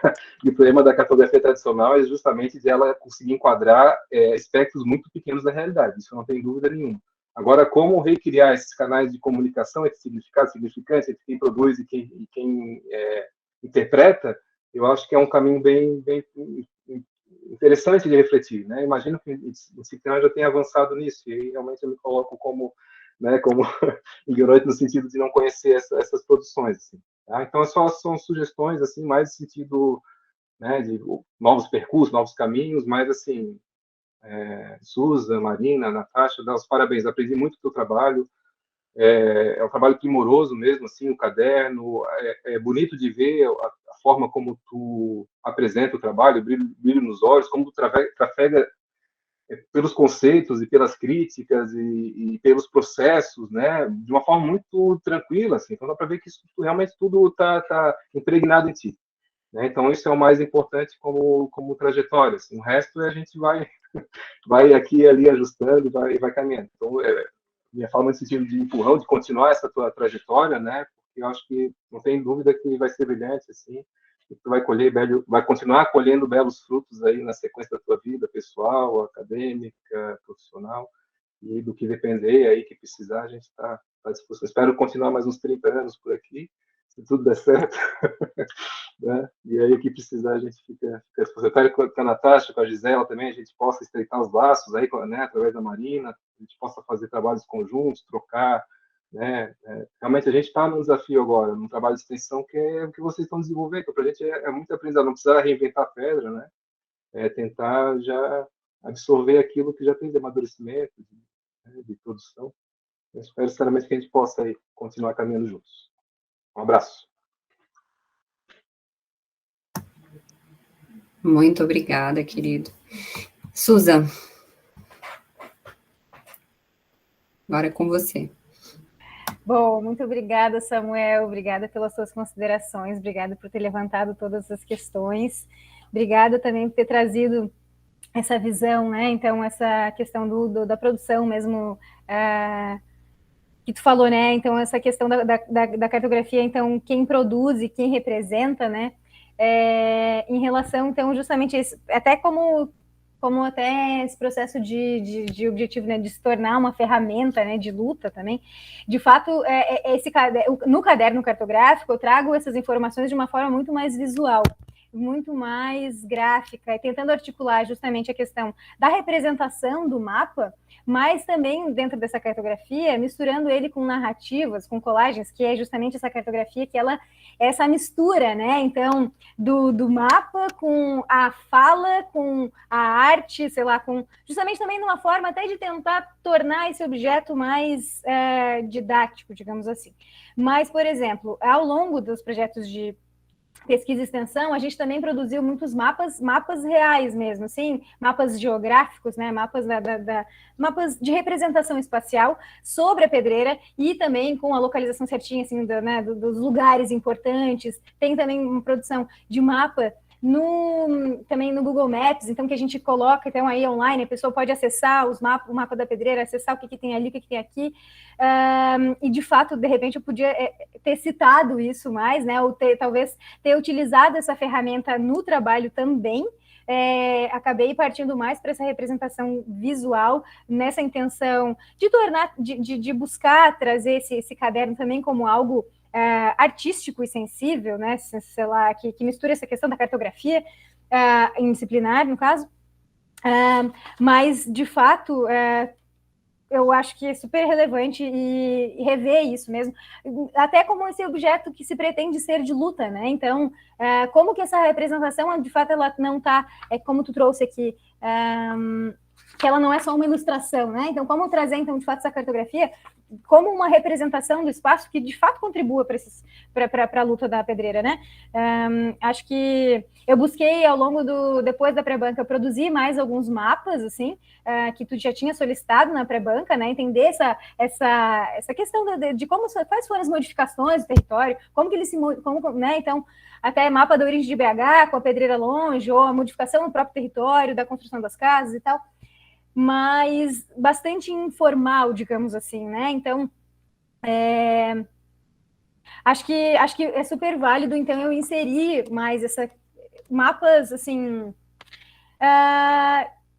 que talvez sejam mais, não sei, assim, de repente, daí eu também preciso conversar com o Robson, né? Mas aí tudo isso, né? Construir junto, mas, de fato, também agregar a esse trabalho, essa produção que contemple isso que tu disse, né, de trazer isso de uma forma mais, que não seja apenas uma ilustração, né, mas justamente não se pretende ser apenas uma ilustração, né, mas é como também a proposta do caderno em si também era essa questão, de trazer de uma forma mais visual, eu acabei não explorando tanto isso que tu levantou, mas te agradeço por trazer isso, vou sim buscar aprofundar mais nisso e também podemos conversar em breve, professor, porque eu vou também querer conversar sobre essas questões. E é isso. Muito obrigada, professor, por todas as suas considerações. Muito obrigada pelos todos os seus elogios e obrigada. Suzana, só para dizer, acho que tu não tem que acrescentar nada nesse teu caderno, não, tá? Assim, no sentido de... Ó, que ela vai fazer ainda mais coisas. Não, assim, até o caminho talvez seja de limpar. Assim, eu falo, sei lá, né, para futuras incursões e, né, continuidade, assim, acho que não, né, é bom fechar o ciclo e abrir outros ciclos aí, né, não ficar se abarrando tanto nesse, né. Se bem que tu queres como produto, né, então talvez quando for publicar como livro, como cartilha, talvez valha a pena, mas como TCC, não, né, como TCC...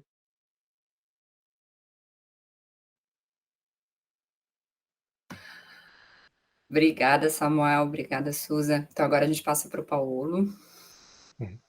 Bom, boa tarde de novo, pessoal. Obrigado de novo pelo convite.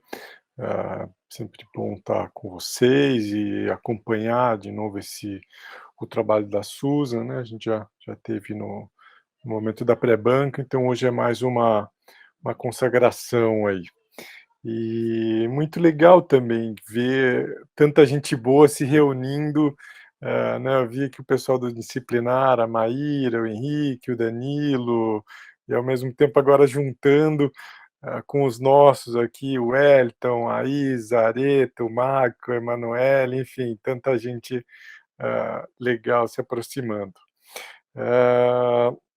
E aí, também, os meus comentários vão ser bem sintéticos, acho que a Susan acolheu bastante do que a gente conversou na pré-banca,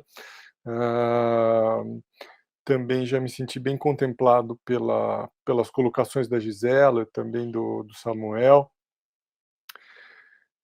E queria destacar, antes de passar o trabalho propriamente dito, como interessante. Eu conheço bem também aí o laboratório disciplinar, como o trabalho da Susan ela consegue realmente sintetizar essa capacidade de agência dela, de um agir mais autônomo, independente, e como isso se soma e potencializa um todo, né?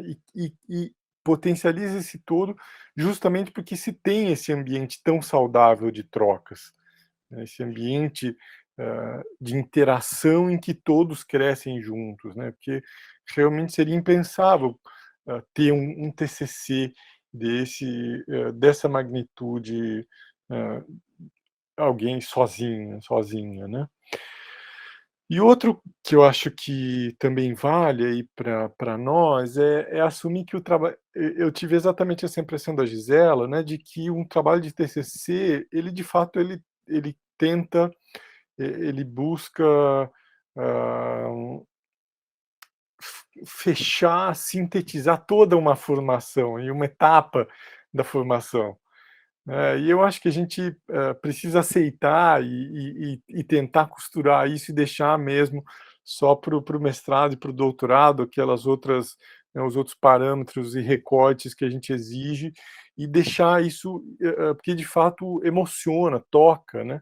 A gente vê como a universidade pública ela vai realmente fornecendo subsídios diversos assim para a formação das pessoas e fico muito contente e até emocionado mesmo de ver o pessoal aqui, a presença do Robson, esse retorno do Robson, muito legal, não conhecia o Robson, prazer.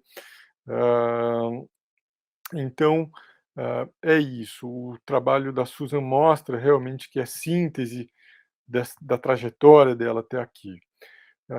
E claro, acho que a gente compartilha muito das premissas do trabalho, né? Então, a primeira, da pesquisa extensionista, né, quando bem feita, ela consegue, de fato, como o Samuel já colocou, né? Então, entender a necessidade do enfrentamento e as suas dificuldades, e aí as noções, os conceitos, eles são operativos só para dar conta de mais uma camada explicativa, para lançar a luz sobre alguns pontos que não estavam ainda elucidados, mas sem uma idealização dos conceitos, né? sem achar que conceitos sozinhos produzem transformação social, como a gente espera, né? Então, acho que isso é muito importante e a presença no território, na interação, é que nos ajuda a ter essa maturidade. Então, acho que realmente pensar pesquisas extensionistas é muito necessário e o trabalho da Susan mostra como isso se torna muito rico, né? E acho que o indisciplinar, de modo geral, também é uma das experiências aí mais exitosas, né, no nosso contexto. Muito inventivos, criativos, né? De fato, muito legal. E também não tenho dúvida, né, de muito aceitada esse diagnóstico de que para reverter a cidade desigual é preciso apostar na participação. Não tem outro caminho, é difícil, é complicado, tem limitações, tem contradições, mas não tem outro caminho a não ser esse. Acho que isso é fato, é ponto pacífico, e a gente precisa lidar e ver avançar nas possibilidades, que é o que o trabalho da Susan faz bem também, né? E claro, ela se coloca as questões grandes e meio sem resposta, né, de como que a gente vai no próximo ciclo da participação, tá, pô, assim complica a nossa vida, né, Susan? A gente vai indo e vai vendo, também não consegue responder essas coisas, né? Então, é isso. O trabalho também cumpre muito bem, interessante, como, né, a Susan chegou em BH, não tem tanto tempo, mas o trabalho conseguiu repassar, reconstituir um histórico de Belo Horizonte, da Pedreira, e concordo com a leitura da Gisela, né, ela consegue ter essa história por camadas, então, né, então uma história mais oficial até a micro-história da história oral, né, que é aí também dos relatos etnográficos, né? Eu acho que isso é muito interessante. Você conseguiu, de fato, né, cumprir aí com essa premissa e essa promessa do transescalar, né? Eu acho que tive esse papo também com a Arieta, o Marco, que são meus orientandos, também sobre isso, a necessidade da gente operar desse modo, né? Não precisa ficar só num recorte territorial ali, como se fosse um trabalho de biologia, né, que precisa recortar a amostra para não ter intervenção de variáveis externas e tal. Não faz sentido muito mais pensar assim. E você consegue experimentar bem, claro, né, que para pesquisas futuras a gente poderia amadurecer algumas coisas, mas você avança muito bem nesse trabalho transescalar, né, entre o local e o global.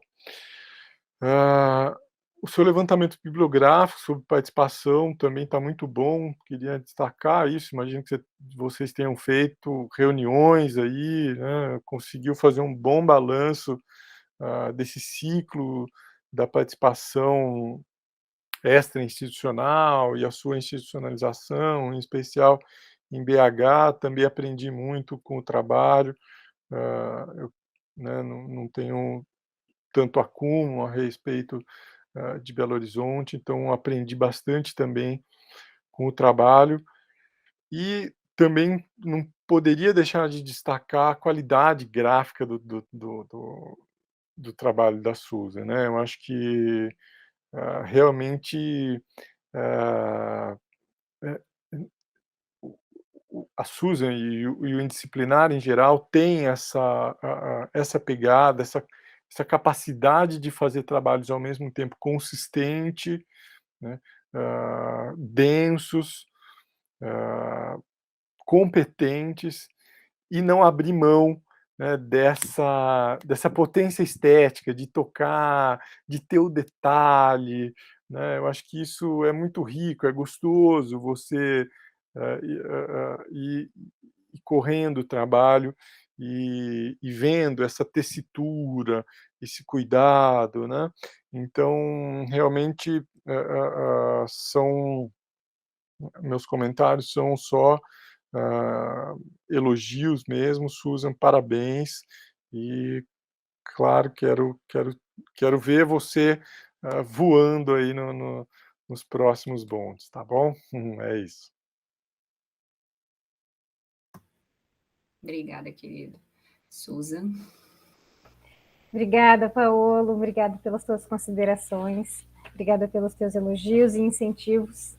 Acho que eu não tenho nenhuma questão a levantar, só agradecer mesmo. Muito obrigada. Obrigada, pessoal. A gente, como eu falei, né, os orientadores não podem fazer comentários nas marcas finais, essa situação em que nos encontramos, mas o Paulo trouxe uma questão que eu acho que é importante, aquele último slide que a Susan coloca com 3 questionamentos extremamente complexos na área que a gente ainda não tem resposta. Eu acho que hoje tem uma importância aqui, porque temos alunos de graduação, mas temos 2 instituições diferentes participando, temos representantes da comunidade, né? A gente tem esse momento aqui, a gente precisa destacar que existem luzes, né? O trabalho da Susan traz isso, traz luzes no momento de escuridão, de trevas mesmo que a gente está vivendo, né? A Susan, ela tem uma preocupação com a função social da arquitetura e do urbanismo num país em que apenas 7% da população contrata um trabalho de arquitetos, né? Ela traz esse entrelaçamento entre essa função, né, da arquitetura e do urbanismo com a função social da universidade como um todo e da necessidade da gente repensar como estamos atuando, né, como essas instituições públicas poderiam atuar, né? A gente já falou aqui da pesquisa extensionista, mas da necessidade desse entrelaçamento de saberes acadêmicos e populares.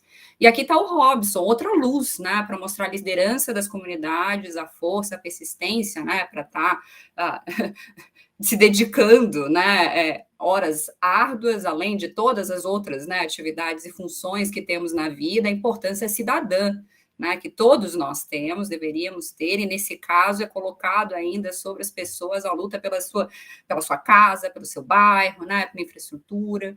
Então, aprender também com a história do Robson, da Val, né, e dessa comunidade traz luz também. A gente precisa aprender com essas histórias. Então, acho que era importante registrar, porque existe esse momento aqui em que a gente está trazendo, né, essas esperanças. Talvez a gente não tenha a mesma resposta, acho que nem temos mesmo, né, mas tem essas possibilidades aí de ação e que a gente precisa explorar, e ainda mais nesses momentos, né, em que a gente está aqui fazendo uma coisa que é um rito acadêmico, mas mais do que isso é uma aprendizagem, né, a gente leva daqui essa aprendizagem com todas essas experiências, esses agentes, né, esses processos que estão aqui hoje. Então, só para destacar, antes da gente passar, então, para a próxima etapa aqui da nossa banca, em que a banca final, então, se reúne, né, no formato privado para deliberar. Eu criei um link para vocês, pessoal, para ficar mais fácil, só os 3 membros da banca saírem, então, da sala. Eu vou colar o link aqui no chat, para vocês irem para lá. Peço que vocês saiam dessa sala, então, pelo menos desliguem, né, o vídeo e o áudio para a gente não escutar, porque a conversa de vocês é para ser realizada no modo privado, né? E os outros podem permanecer nessa sala, então a gente que fica aqui fofocando enquanto os outros vão trabalhar. Né? Marina, então nós duas não vamos. Não, a gente não participa da avaliação, a gente fica aqui. Esse é o formato. A gente fica por aqui. Tu vai receber a gente lá, Marina? Já está aberta, tá? A sala.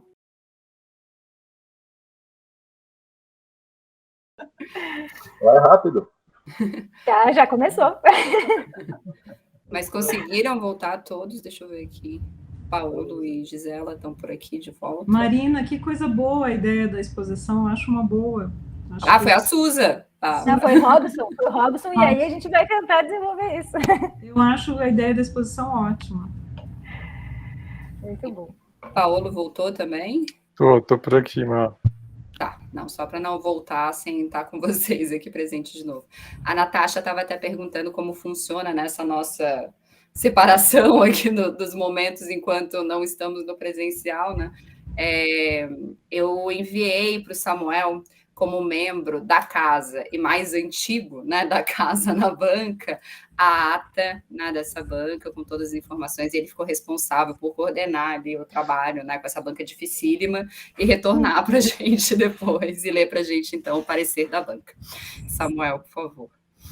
Bem, que a gente ficou muito tempo lá deliberando, então isso é um indício ruim, né, Suza? Eu sou mais velho de tempo de casa, não de idade, né, pessoal? Sou super jovem. Então tá, vocês querem uma leitura mais formal ou pode ser uma leitura mais sucinta? Vocês querem criar expectativa ou pode ser direto ao ponto? Então tá, eu vou fazer só um repasse do que foi, não vou fazer a leitura formal porque acaba ficando um pouco maçante, né? Então a gente, na verdade, foi muito tranquilo a nossa deliberação, né? Já saiu a avaliação quase que de forma espontânea ali, né? Reforça muito a qualidade do trabalho, tudo que a gente comentou nos comentários gerais, né? Então o trabalho foi considerado aprovado com nota final 10. Uhul, muito obrigada! Uhul! Todo mundo pode abrir o microfone agora, se quiser. Aqui hoje, por favor. Muito obrigada, muito obrigada. Eu posso agradecer? Chegou o meu momento de agradecer? Claro! Bom, eu gostaria de agradecer imensamente, na verdade, todos vocês que fizeram e fazem parte da minha trajetória. Agradecer a minha família, a minha mãe, principalmente, que sempre me deu base e sempre sempre nos dedicou a vida criando os seus filhos e sempre nos influenciou a estudar e seguir os nossos próprios sonhos. Gostaria de agradecer as minhas irmãs, que sempre estão do meu lado, ao meu pai, à minha Dinda, à minha avó, toda a minha família, aos meus amigos queridos, que me ensinam tanto e me afetam com essa alegria de vida, e que me dão motivo para eu viver. Agradeço imensamente as minhas orientadoras queridas, Marina e Natasha, por terem acompanhado esse processo de encerramento com tantas dúvidas, tantos questionamentos, inseguranças. Muito obrigada, eu admiro vocês duas demais. Vocês, para mim, são uma grande inspiração. Agradeço ao Samuel, querido, obrigada por ter também, professor, me ensinado tanto ao longo do curso e ter topado essa empreitada do TCC1 comigo. Muito obrigada. Obrigada ao Paolo, a Gisela, também por fazer parte dessa história. E gostaria de agradecer também à Universidade Pública Federal de qualidade. Obrigada, UFSC, obrigada, FMG, por toda a formação que foi possibilitada. Eu me sinto não só como uma arquiteta urbanista saindo daqui agora, mas como uma cidadã com muitas perspectivas abertas. Isso foi imprescindível na minha trajetória pessoal e profissional. Agradeço, então, às agências de fomento à pesquisa, a CAPES, a FAPEMIG, o CNPq, e reforça a importância de se investir em educação pública, reforça a importância de se investir em ciência, em se investir em desenvolvimento, para o desenvolvimento social. Agradeço aos parceiros dos projetos de pesquisa e extensão que eu fiz parte, agradeço aos colegas do PET, aos colegas do Indisciplinar, agradeço às lideranças da Pedreira, ao MTD, ao BR Cidades, à gestão do Patrus Ananias, agradeço a todos vocês. Agradeço as minhas famílias que eu fui construindo ao longo do tempo, a minha família mineira querida que me acolheu, Dan, Natasha, Maíra, Henrique, Camila. Eu agradeço a todos vocês, vocês são fundamentais na minha história. Ao Anderson, muito obrigada. Obrigada à minha família catarinense, Ana, Dalva, tantos amigos queridos que preenchem a minha vida. Obrigada aos meus amigos baianos e à minha família baiana, nova família baiana, Yaya, Dan, Lud, tantos queridos que agora eu tenho lá no Nordeste. Muito obrigada. Esse trabalho, ele não, como foi dito aqui, ele não foi produzido sozinho. Ele tem muitas mãos aqui. Ele tem mãos de muitas pessoas, porque, de fato, as ideias eram muitas e sozinha não ia conseguir produzir. Agradeço ao Anderson por toda a ajuda na diagramação, a Maria. Agradeço à Ana por ter me ajudado na produção de imagens, ao Henrique, a Maíra, a Dalva, ao Marco, há tantos que leram os meus textos e releram, me ajudaram com dúvidas e me escutaram nesse momento de tantos questionamentos e inseguranças. Muito obrigada, eu saio daqui muito feliz, muito preenchida de ter estudado numa universidade federal de qualidade, duas universidades federais, duas instituições públicas de tanta qualidade. Me sinto muito feliz de ter cada um de vocês na minha trajetória, na minha vida, e muito, muito, muito obrigada. Muito obrigada. Parabéns, querida. Bom, eu vou parar de fazer a gravação, então, agora que encerramos, né, todos os procedimentos previstos pelo ritual da banca.